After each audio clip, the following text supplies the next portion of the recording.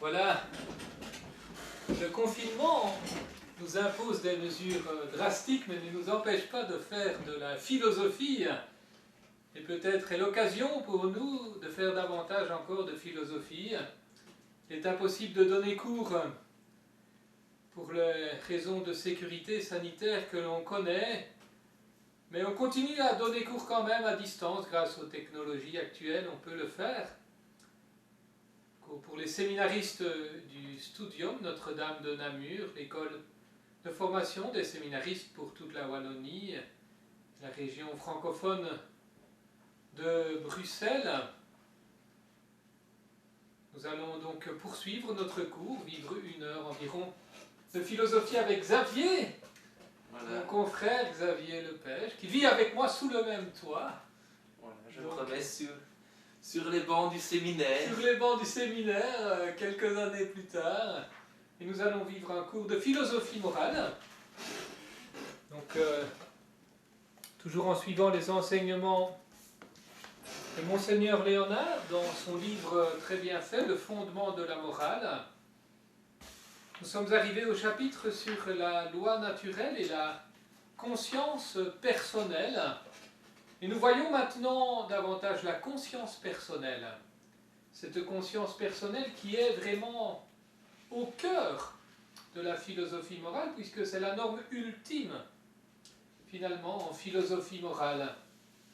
Nous avons vu les facteurs de la moralité, à savoir l'objet moral, les circonstances et l'intention, et maintenant nous voyons la conscience, plus particulièrement quand elle est erronée. Car on dit toujours, il faut suivre sa conscience. En effet, il faut suivre sa conscience qui est la norme ultime en philosophie morale, mais faut-il la suivre quand elle est erronée? Quand la conscience peut-elle être erronée? Eh bien, les exemples ne manquent pas. Nous voyons que dans l'histoire, bien des personnes ont eu une conscience erronée. Et qu'aujourd'hui encore, bien des personnes ont une conscience erronée. Il y a des exemples nombreux. Qu'en est-il par exemple de la peine de mort? Qu'en est-il de la peine de mort? Longtemps, on a justifié la peine de mort. Et aujourd'hui, beaucoup ne la justifient plus. Il y a donc d'une certaine manière une évolution de la conscience qui, si la peine de mort n'est pas justifiée, passe d'une erreur à une juste évaluation des choses en matière de peine de mort. Il y a l'exemple de l'esclavage. Longtemps on a considéré l'esclavage comme normal. Nombre de philosophes antiques ont justifié l'esclavage et aujourd'hui on considère cela majoritairement, massivement comme injustifiable. Pourquoi? C'est parce que d'une certaine manière, notre conscience a évolué. Notre conscience est influencée par mille et une choses, et on voit que sur des grands thèmes, la conscience de l'immense majorité des êtres humains évolue et passe, à bien des égards, de l'erreur à une juste évaluation. Nous sommes donc très influencés, et que devons-nous faire si notre conscience est erronée? Souvent, on le sait, le désordre d'une action ne provient pas d'une libre perversion de la volonté, mais de la perception même de la valeur morale. Et le pape François a raison d'insister sur ce point. Bien des personnes ne perçoivent pas la valeur morale, même s'ils connaissent théoriquement la valeur morale, ils ne perçoivent pas son intérêt, sa justesse. Ce n'est pas qu'ils ne veuillent pas, mais c'est qu'ils ne savent pas ou qu'ils ne voient pas clair, qu'ils ne perçoivent pas la justesse de cette valeur morale. Que devons-nous faire dès lors si notre conscience est erronée. Il y a bien des cas possibles. Il y a des cas où l'erreur est vincible. On peut vaincre cette erreur. Quand, compte tenu de la situation concrète, le sujet serait en mesure de dissiper l'erreur. Il faut pour cela qu'il soupçonne qu'il y a une erreur. S'il ne soupçonne rien, si personne ne lui met la puce à l'oreille, il ne peut pas s'imaginer qu'il y a une erreur. Dans le cas contraire, s'il soupçonne qu'il y a une erreur, eh bien, alors il peut faire un chemin vers la lumière, commencer à chercher à s'éclairer. Mais s'il ne soupçonne rien, son erreur est invincible. Cette distinction entre l'erreur vincible et l'erreur invincible concerne davantage le futur. Où en sera le sujet plus tard? Comment peut-il avancer vers la lumière, avancer vers une plus grande clarté de conscience? Il y a aussi l'erreur coupable et l'erreur non coupable, distinction qui se réfère au passé. Parfois l'erreur est coupable, parfois l'erreur est non coupable.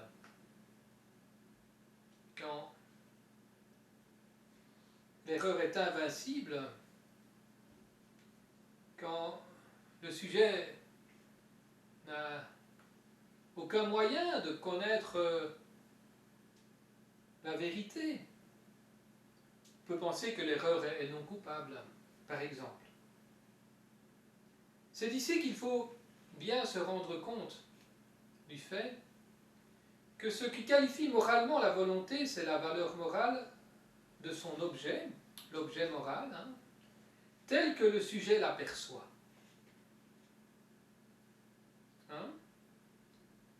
On souligne souvent l'importance de la valeur morale objective.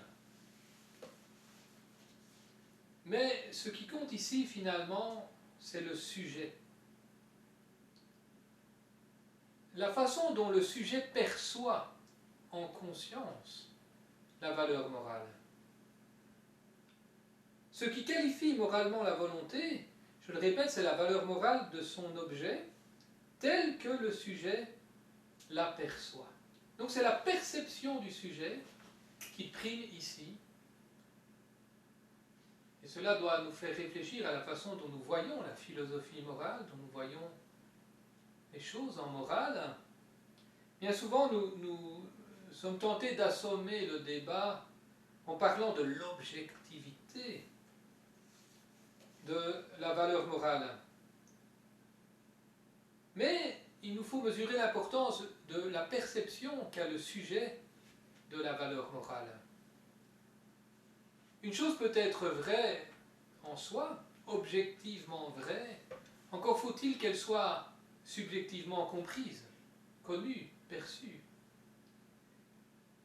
Et ici, c'est cela qu'on souligne, l'importance de la perception par le sujet de la valeur morale objective. C'est ici justement la subjectivité qui est première, la perception de la valeur morale par le sujet. Nous avons vu que la conscience personnelle est la norme subjective ultime de la moralité. On a donc tort de minimiser l'importance de la conscience personnelle, de la façon dont la conscience personnelle peut être très influencée par le contexte de l'époque dans laquelle elle vit, durant l'Antiquité, au Moyen-Âge, au temps moderne, maintenant, et dans le contexte aussi du lieu géographique. Ici, en Amérique latine, en Asie, cette conscience personnelle subjective est déterminante. On a tort de minimiser son importance. Et donc, en cas d'erreur invincible, que doit faire le sujet? Il doit suivre sa conscience. Il doit suivre sa conscience, étant donné que ce qui qualifie moralement la volonté, c'est la valeur morale de son objet tel que le sujet l'aperçoit. C'est quelque chose qui peut paraître étonnant, mais le sujet doit suivre sa conscience même quand il se trompe. C'est la conscience qui demeure la norme subjective ultime de la moralité.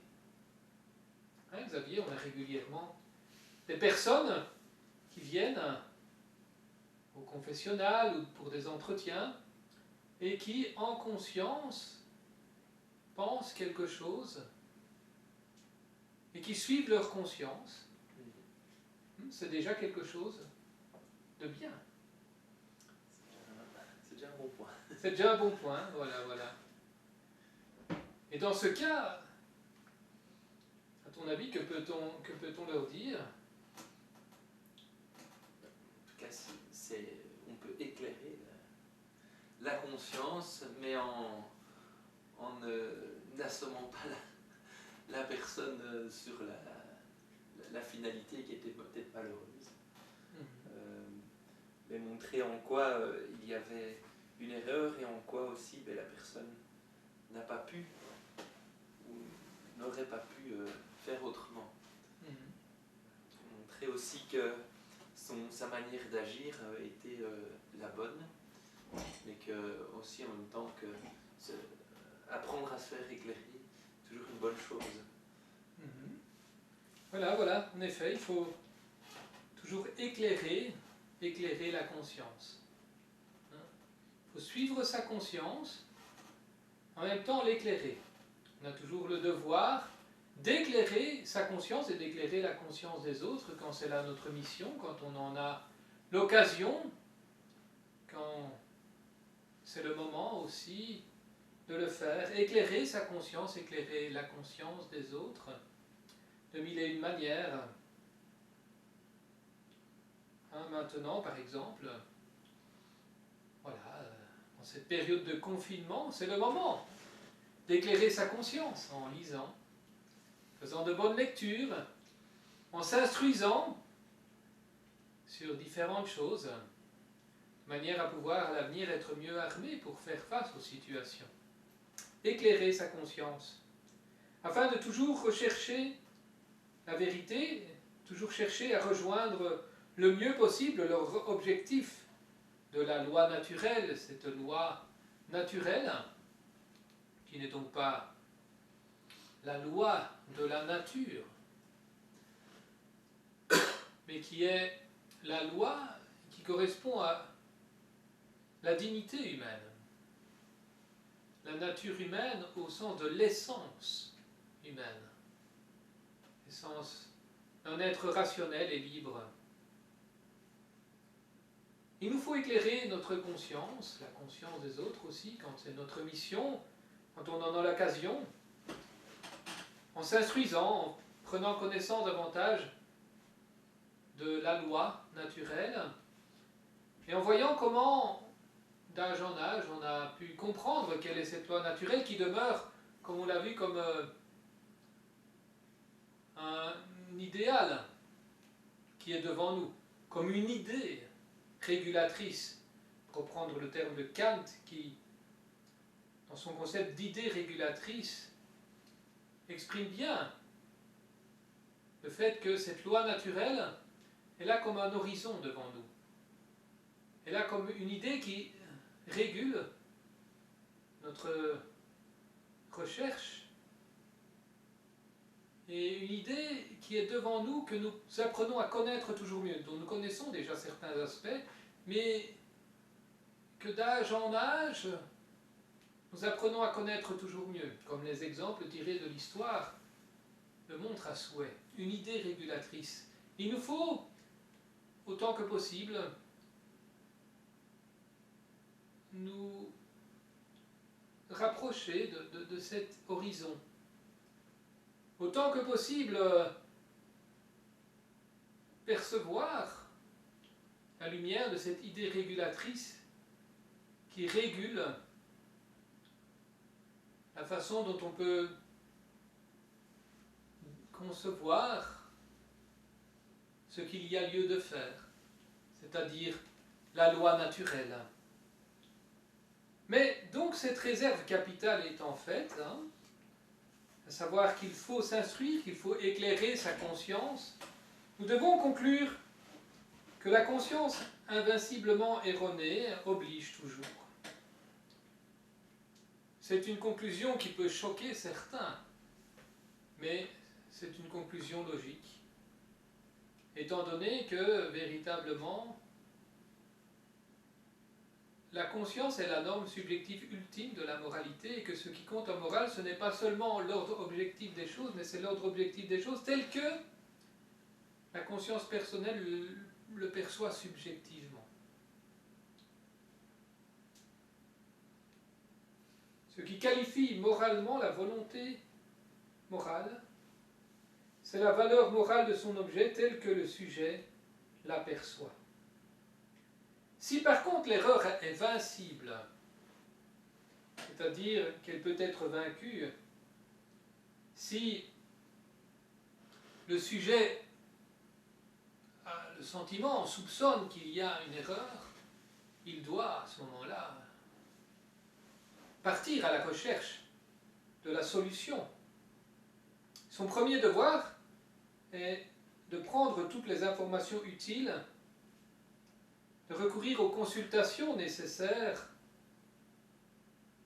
pour dissiper l'erreur, pour éclairer la situation. S'il omet cet effort d'élucidation, il agit mal en prenant délibérément le risque de mal faire. S'il lui est impossible d'obtenir l'information maintenant, ou si un doute subsiste, on passe à un autre cas. Le cas de la conscience douteuse, que nous verrons après. Pour le moment, nous voyons la conscience erronée, qui est dans l'erreur. Reste nécessaire pour être excusé que l'erreur soit non coupable.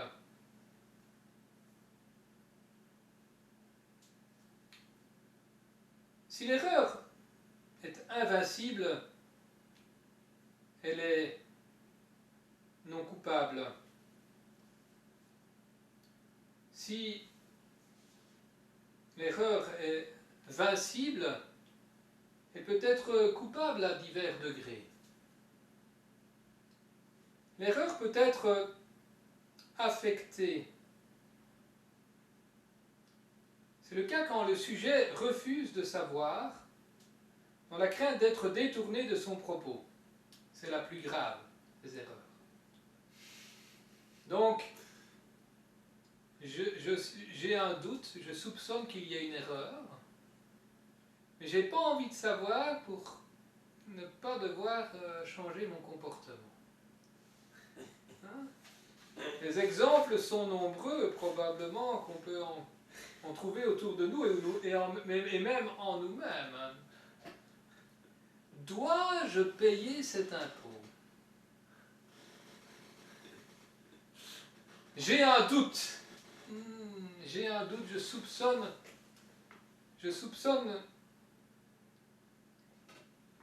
qu'il doit y avoir quelque chose à payer, mais pour ne pas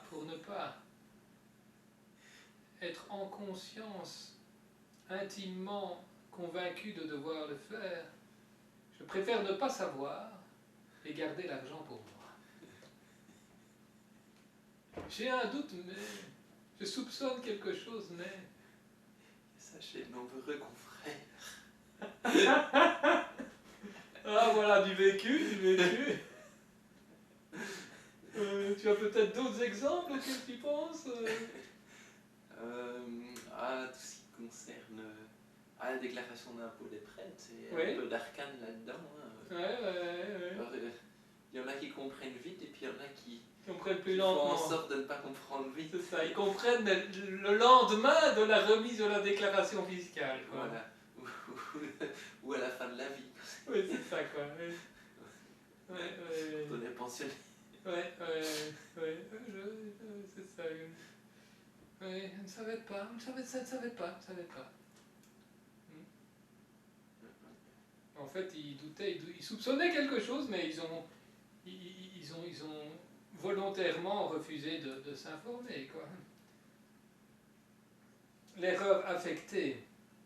L'erreur peut résulter aussi d'une certaine négligence dans le devoir de s'informer. C'est le cas de toutes les fautes professionnelles, dues alors dans ce cas-ci à une paresse ou à de la négligence, autant de la formation. Elle n'est pas affectée dans le sens où on ne le fait pas exprès, d'une certaine manière, mais on a été paresseux. On a été paresseux. Et par le passé, on n'a pas bien étudié. Hein, par exemple, un médecin qui, du temps des études en médecine, n'aurait pas bien étudié un chapitre, hein, et puis il reçoit un patient qui est justement atteint par une maladie et qu'il ne maîtrise pas, et donc il fait une erreur. Ça peut être la même chose quand on est prêtre, hein, voilà. Prendre le droit canon par au-dessus de la jambe. Voilà, le cours de droit canonique, hein, hop, là. Et puis... mal accompagner les personnes. Voilà. Peut-être nous entraîner dans un excès de rigidité. Voilà. Ou peut-être un excès de souplesse. Voilà. Savamment combiné, ça peut donner des choses humainement tristes, dommageables. Voilà. Donc il est important de bien étudier au séminaire, et Xavier le confirme ici. Merci Xavier. Et en particulier le cours de philosophie morale d'ailleurs. Nous aide. C'est vrai, je garantis. Ouais. Voilà. Il y a aussi d'autres types d'erreurs, comme l'erreur qui découle d'un excès d'alcool, par exemple. Cette erreur est volontaire, certes, mais dans sa cause seulement. Avoir trop bu d'alcool.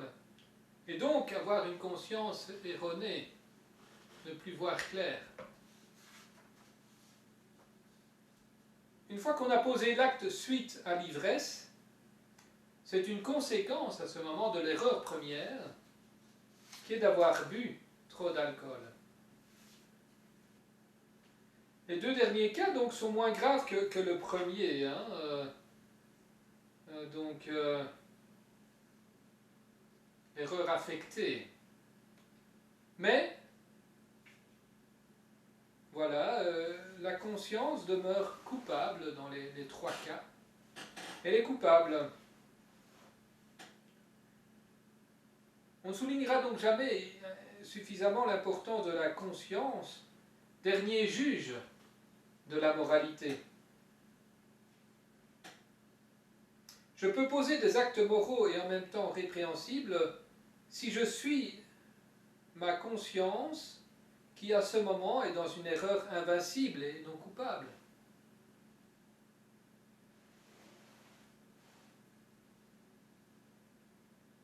Des actes moraux et en même temps répréhensibles. C'est donc que la conscience, le pôle subjectif, personnel, quelque chose de très important, de capital. La conscience est le dernier juge, mais on l'a dit, elle a le devoir de s'éclairer. Elle est elle-même donc mesurée par la valeur morale, par les exigences objectives de la loi naturelle. Et d'ailleurs, même dans le bien, c'est toujours l'objet qui sauve, et non le narcissisme subjectif de la belle âme. Dans le bien, c'est l'objet moral qui sauve, et pas ma qualité personnelle, ma belle âme. Et comme prêtre, je dois éviter ce travers de la belle âme. Je dois plutôt chercher à faire le bien, concrètement. à conduire les autres vers Dieu, à m'acquitter de mes tâches pastorales parce que c'est le bien. Voici pour donc la conscience erronée. Les exemples donc sont nombreux de conscience erronée, vincible ou invincible, coupable ou non coupable. On peut dire, je crois que chaque fois que l'erreur de conscience est vincible, peut être vaincue, elle est coupable d'une certaine manière. Si elle est invincible, alors elle est non coupable. Il y a aussi la conscience douteuse. Bien souvent nous doutons, nous ne savons pas vraiment. Il y a un doute qui subsiste.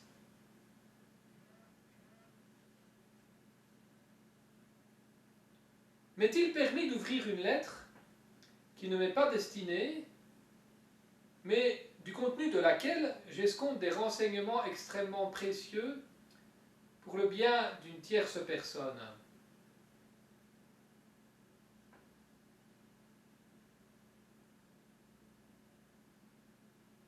J'ai un doute.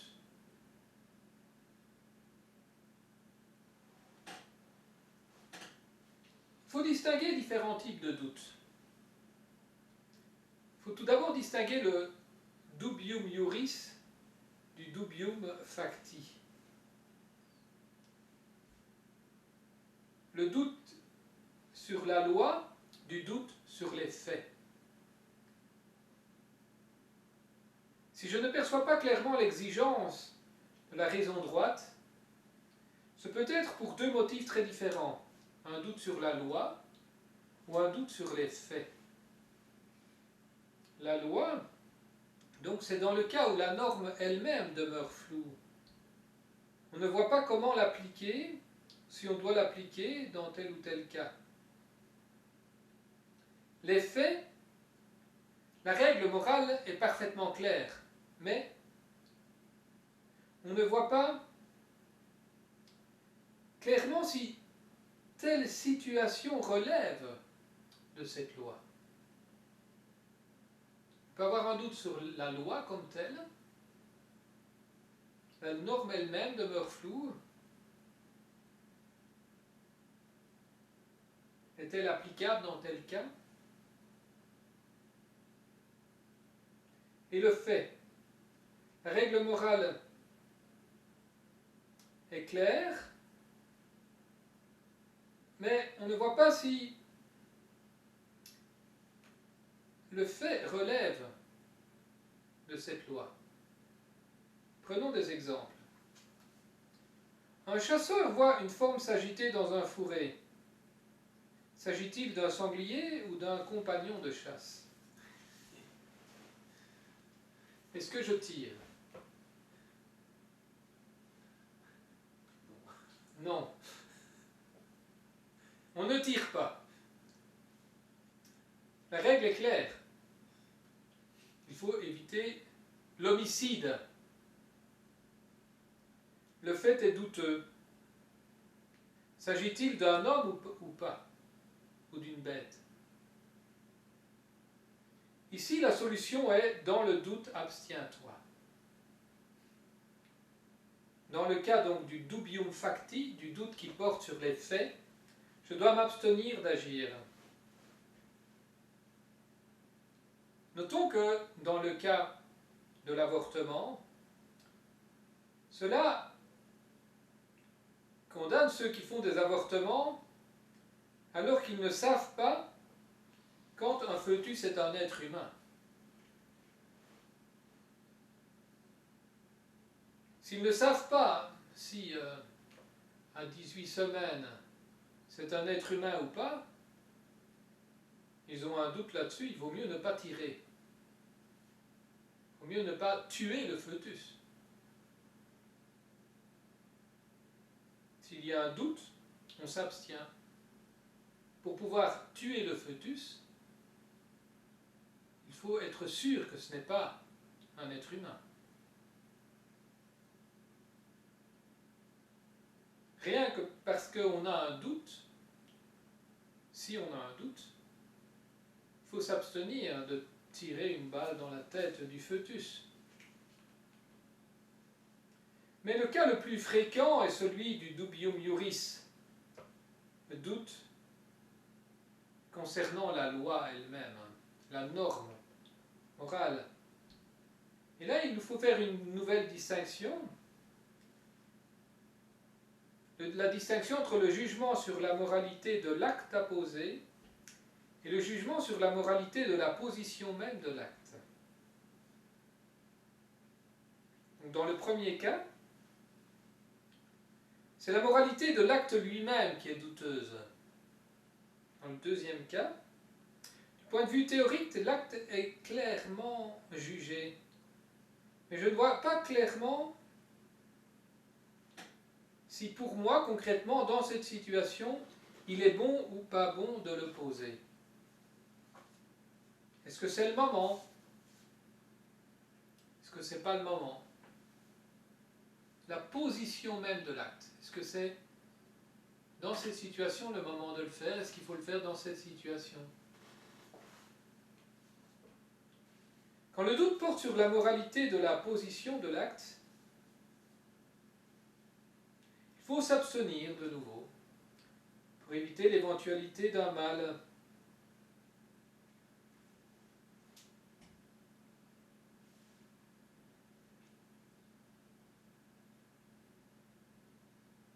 C'est risquer de poser un mal, donc je m'abstiens.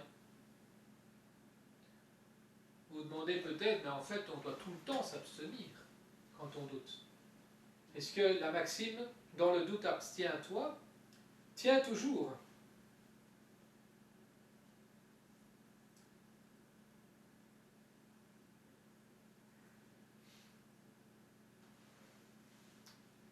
Hein? Donc, est-ce qu'il y a des cas où on peut poser un acte même si on doute? Eh bien oui. Quand le doute porte sur la moralité de l'acte lui-même à poser, eh bien dans ce cas, les moralistes ont réfléchi et cherché des solutions pour parvenir à une décision ferme et sans équivoque,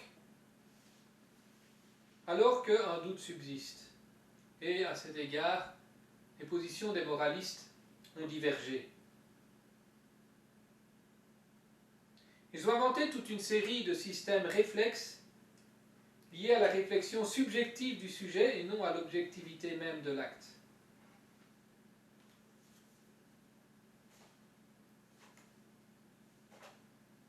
Nous pouvons lire la liste de toutes les positions possibles dans le manuel, ici de Monseigneur Léonard. Xavier, tu peux peut-être lire cette liste à la page 315, les diverses théories ici, moitié de la page. Voilà. Les diverses théories élaborées par les moralistes sont essentiellement le tutorisme absolu, donc du latin tutior, qui égale plus sûr, donc on ne peut agir qu'avec la certitude de la bonté de l'acte à poser. Le tutorisme absolu représente le triomphe du rigorisme légaliste sur la liberté de la conscience. Ensuite, deuxièmement, il y a le tuciorisme mitigé. On ne peut agir qu'avec une très haute probabilité que l'acte à poser soit moralement honnête. Puis, le troisième, il y a le probabiliorisme. On ne peut poser l'acte que si sa valeur positive est plus probable que sa valeur négative. Et puis, il y a l'équiprobabilisme, proposé par Alphonse de Ligori. Il suffit et il faut, pour agir, que les deux éventualités aient une probabilité à peu près équivalente. Et puis il y a le probabilisme, professé par les jésuites. Une simple probabilité suffit pour agir, même si elle est moindre que la probabilité contraire, pourvu qu'elle soit cependant vraie et solide, en conduisant à l'adage in dubio libertas. Le probabilisme se fait le champion de la liberté contre le légalisme, aux yeux duquel, inversement, il passe pour du laxisme.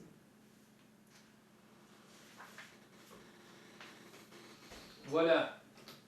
Donc, là, on a tous des systèmes réflexes mis au point par les moralistes pour voir comment, même quand on doute, on peut poser malgré tout un acte et donc sortir de cette maxime dans le doute abstiens-toi. Donc, tu doutes, mais tu le fais quand même. Donc, la distinction est importante entre le doute qui porte sur la position de l'acte et le doute qui porte sur la moralité de l'acte lui-même. Sur la position de l'acte, il faut s'abstenir. Par exemple, prendre une nourriture dont je doute du fait qu'elle est bonne pour moi. J'ai un doute sur le fait de poser cet acte, prendre cette nourriture. Je m'abstiens. Je m'abstiens. Mais si c'est sur l'acte lui-même à poser, eh bien, dans certains cas, nombre de moralistes estiment qu'il y a moyen de poser cet acte. Par exemple, je dois aller rendre visite à une personne déprimée, mais je crains d'en revenir déprimé moi-même. C'est particulièrement d'actualité. En ce temps de pandémie, est-ce que je dois aller rendre visite à une personne et prendre le risque d'être contaminé par le coronavirus si jamais cette visite est importante? Les moralistes divergent. Certains diront toujours non, toujours non, toujours non. Rigorisme absolu. D'autres diront équiprobabilisme. S'il y a autant de chances que ce soit opportun ou pas, on peut y aller. D'autres diront dans le doute la liberté. Position plus jésuite. Plus jésuite. La question se pose et tous les prêtres ne sont pas d'accord. Tous les évêques ne sont pas d'accord.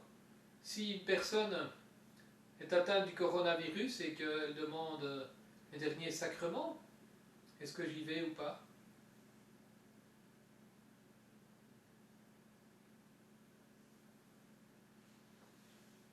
Il y a toutes les positions possibles. Position plus jésuite, dans le doute liberté. Position d'Alphonse de Liguori, saint Alphonse de Liguori. Équiprobabilisme. S'il y a vraiment trop de doutes, on n'y va pas. Si c'est moitié-moitié, ben on y va. Prudemment, évidemment. Il faut dans tous les cas prendre toutes les précautions possibles. Et d'autres sont des tussioristes absolus, n'y être rien du tout. Dans aucun cas ne prendra le risque d'être contaminé.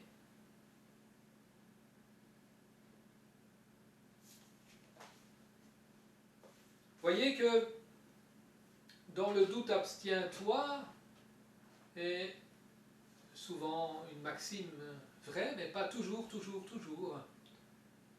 Et qu'en morale, les positions peuvent diverger. Le pape François nous dit aujourd'hui aujourd'hui que les solutions draconiennes, drastiques, ne sont pas forcément les meilleures. Mais en même temps, il ne faudrait pas prendre des risques démesurés. Il faut discerner, il faut admettre que différentes positions peuvent coexister en morale.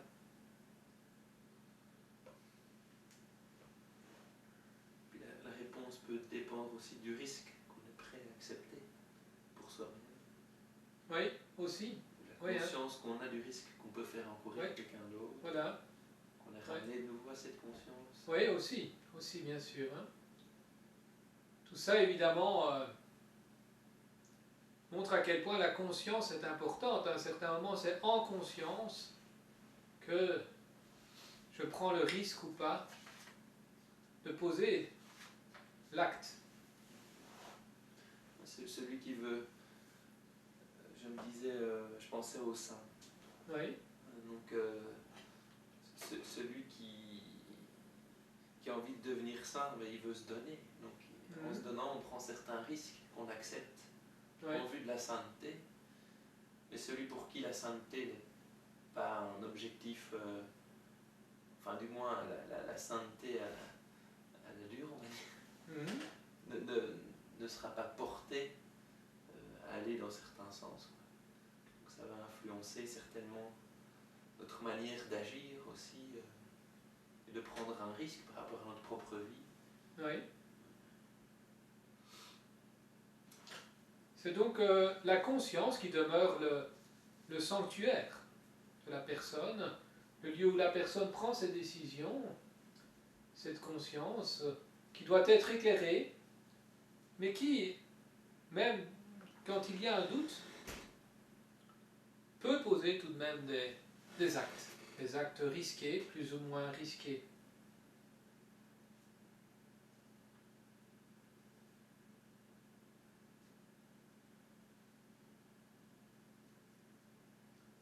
Voilà, donc, est-ce que je dois aller aider la personne en difficulté, même si je risque de moi-même être en difficulté par la suite? C'est de nouveau la vertu de prudence, comme toujours, qui doit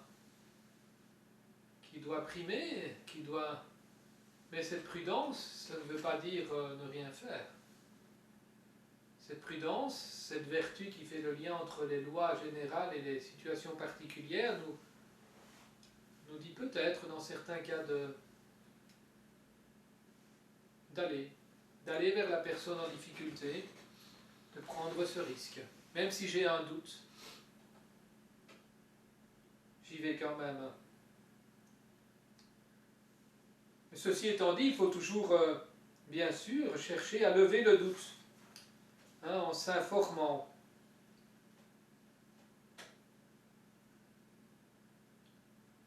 Le probabilisme est surtout de mise pour des obligations douteuses relevant de la loi positive, qu'elle soit civile ou ecclésiastique. Il est rarement indiqué d'y recourir en des matières ressortissant de la loi naturelle. Il s'applique aussi mieux quand il s'agit de notre rectitude interne que quand il s'agit d'actes ayant surtout un poids objectif où sont en jeu les intérêts majeurs d'autrui. C'est donc la prudence qui doit être exercée, la prudence éclairée, bien sûr. Cette prudence, donc, qui n'est pas, je le rappelle, simplement le fait de ne pas prendre de risques. La prudence, la vertu de prudence, en philosophie morale, c'est cette vertu qui fait le lien entre les lois générales et les situations particulières, l'application de ces lois dans les situations particulières, et il peut être prudent de prendre des risques, parfois, pour justement vivre la morale, poser les actes moraux qu'il s'agit de poser dans des situations difficiles.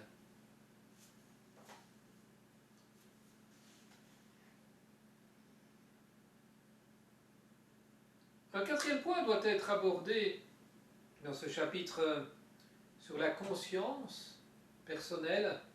C'est le rôle des vertus, justement, et des passions dans la vie morale. Dans la vie morale,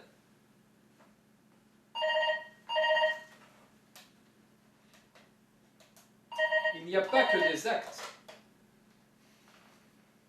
Il n'y a pas que des actes dans la vie morale, il y a aussi des habitus, des manières stables d'être, grâce auxquelles on est aisément dans le bien moral. Son devoir pour chaque acte mobiliser toutes nos énergies spirituelles. C'est important, les habitudes.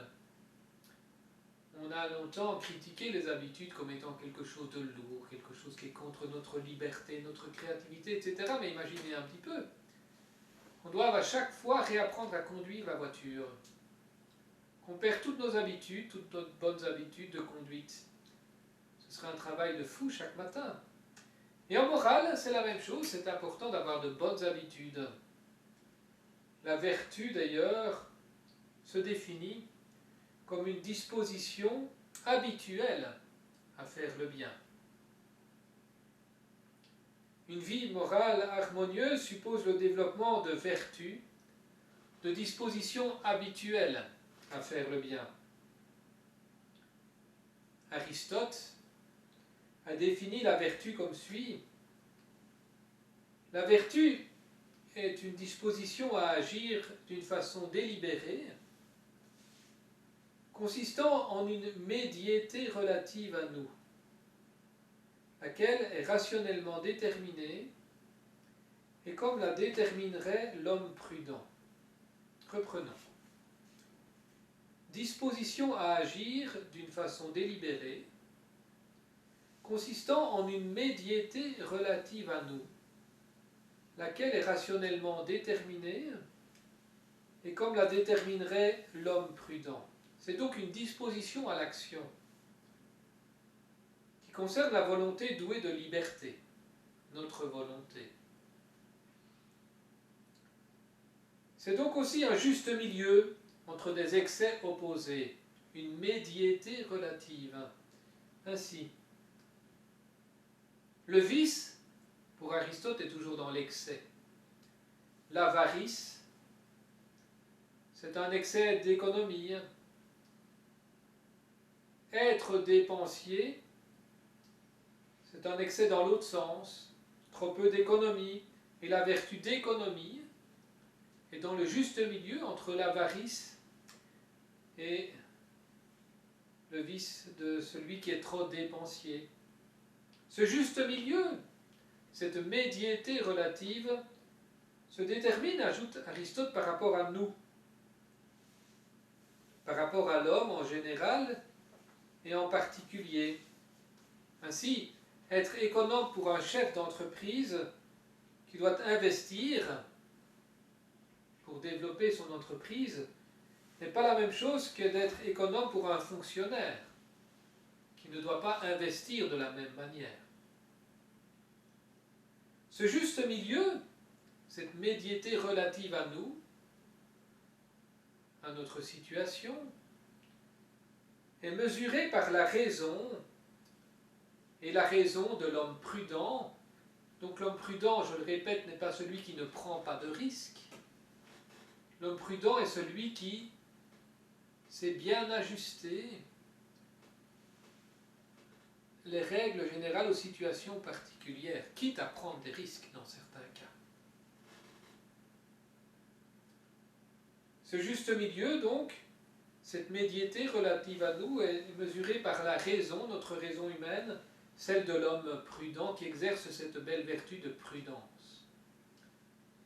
Et les philosophes ont proposé des classifications différentes des vertus. La plus célèbre est celle qui, depuis Platon, distingue les vertus cardinales de toutes les autres. Il y a 4 vertus cardinales. Xavier? La prudence, la justice, la force et la tempérance. La prudence la plus importante, c'est celle qui garantit la droiture du choix moral puisque c'est celle qui permet de bien faire le lien entre les règles générales et les cas particuliers. La prudence, donc, est une vertu intellectuelle, car elle réalise un discernement. Mais elle ne discerne pas en vue de la seule connaissance théorique, des vérités théoriques. Elle discerne pour diriger et commander l'action.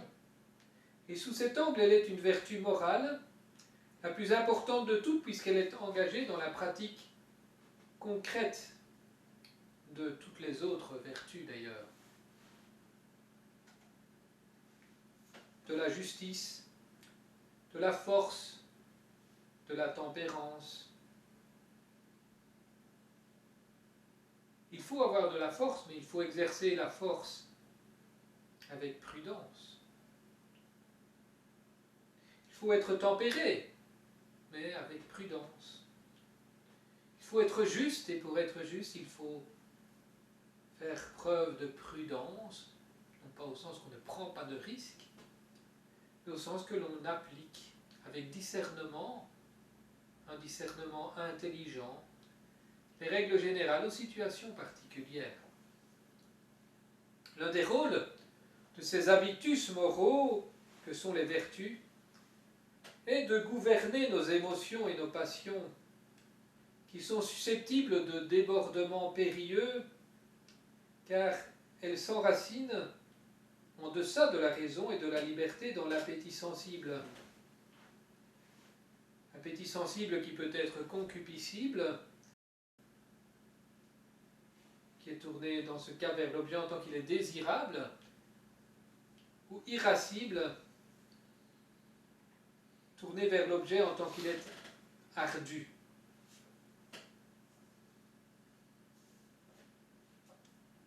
Selon la terminologie scolastique, donc, des philosophes du XIIIe siècle majoritairement, relève de l'appétit concupiscible, donc, tourné vers l'objet en tant qu'il est désirable, les trois couples antithétiques, amour-haine, j'aime quelque chose, je le désire, je le hais, je ne le désire pas, le désir et l'aversion, ou encore le plaisir et la douleur. J'ai du plaisir, je désire, j'ai de la douleur, je ne désire pas. Et relève de l'appétit irascible, donc tourné vers l'objet en tant qu'il est ardu, difficile, la crainte, quelque chose est ardu, j'en ai peur, j'ai de la crainte, ou l'audace, au contraire, j'ose, même si c'est ardu. L'espoir, c'est ardu, mais j'espère, ou le désespoir, c'est trop ardu, je désespère. Encore la colère, qui elle n'a pas d'antithèse. Je réagis de manière colérique, parce que c'est ardu. Nous en avons déjà touché un mot dans le chapitre 1er.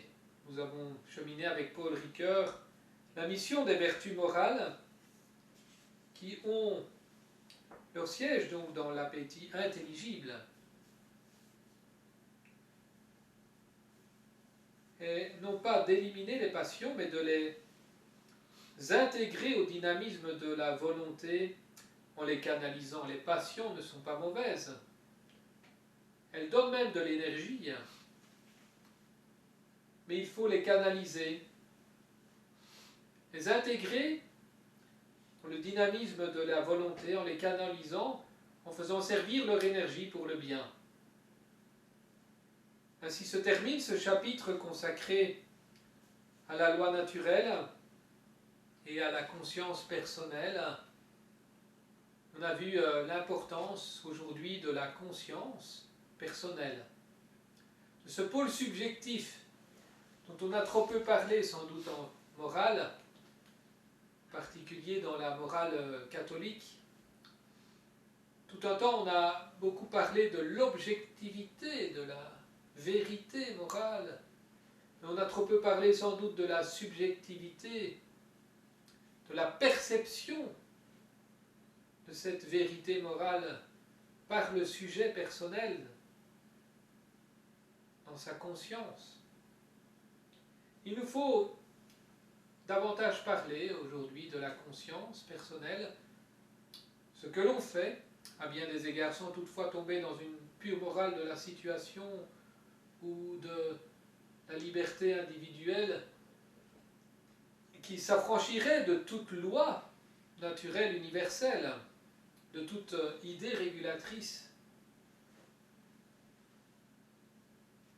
Mais la conscience personnelle qui est subjective et qui est finalement donc la norme ultime de la moralité, cette conscience personnelle, nous devons la redécouvrir aujourd'hui et redécouvrir ou découvrir son importance aussi dans les situations concrètes que nous vivons. Quand une personne nous parle, elle nous parle de la façon bien souvent dont elle perçoit les choses. Évitons de l'assommer avec des lois objectives. Il faut bien sûr éclairer sa conscience, mais tout en étant à l'écoute de la façon dont elle subjectivement perçoit les choses, perçoit la loi morale. Et c'est à partir de là et avec elle qu'il faut cheminer pour éclairer la conscience de cette personne. Xavier, tu veux peut-être ajouter quelque chose? Comme ça, pour moi, tout semble assez clair. Et peut-être... Enfin, en tout cas, pour moi, tout ça a pris beaucoup de sens dans le sacrement de la confession. Enfin, même déjà avant, mais particulièrement dans ce sacrement où des personnes parfois peuvent arriver aussi avec un excès de culpabilité. Parce que, comme tu disais, on a peut-être vu parfois trop les normes objectives. On n'a pas assez vu aussi la conscience personnelle, l'intention. Donc, quand on parle de Sainte Thérèse de Lisieux et la maladie des scrupules, on a peut-être heureusement moins aujourd'hui. Mais parfois ça peut être très subtilement que des personnes restent bloquées dans leur cheminement de foi parce qu'elles sont bloquées dans un carcan quoi, de normes et donc avant de voir aussi la bonté de la miséricorde. Et je pense que voilà, ça permet de pouvoir aussi avoir un bon discernement moral et un juste regard sur notre manière dont on réfléchit. Ça nous permet d'avancer. Bon, ça c'est important. Du coup, on évite d'enfermer les gens dans un jugement définitif. Donc on est des... Enfin, il me semblait, en révisant quelque part tout ça, de se dire, oui, la morale est quelque chose... on est des êtres moraux en évolution, en fait. Tout à fait. L'histoire le montre à soi, d'ailleurs. C'est l'espérance. Oui. La loi naturelle étant là, mais comme une idée régulatrice qui est devant nous aussi, comme un horizon vers lequel on avance. Voilà. Et parfois, ça nous permet aussi, peut-être des choses qu'on a compris, quelqu'un d'autre n'a pas compris, adopter aussi une position d'éducateur patient. Voilà. Même si parfois on peut être irrité.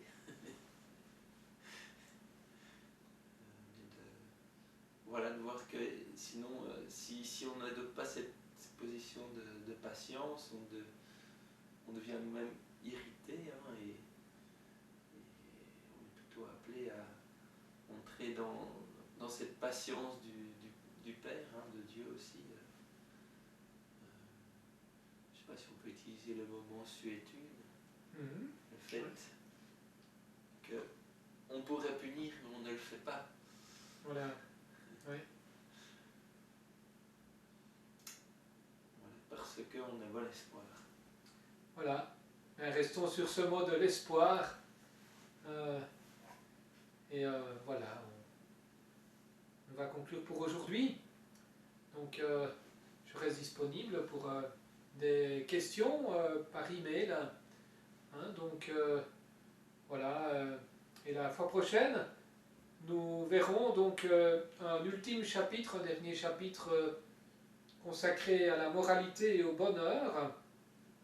Donc, nous conclurons ainsi, nous terminerons la partie de philosophie morale fondamentale, la lecture du livre de Monseigneur Léonard, avant d'étudier 5 domaines de philosophie morale appliquée, d'éthique appliquée contemporain, au moyen d'un autre manuel. Voilà. N'hésitez pas donc à m'envoyer des emails pour me poser des questions, des demandes d'éclaircissement, et j'y répondrai, voilà, du mieux que je peux. Bon travail, et on est solidaire de tous ceux qui prennent des risques, beaucoup de risques aujourd'hui dans les hôpitaux et ailleurs.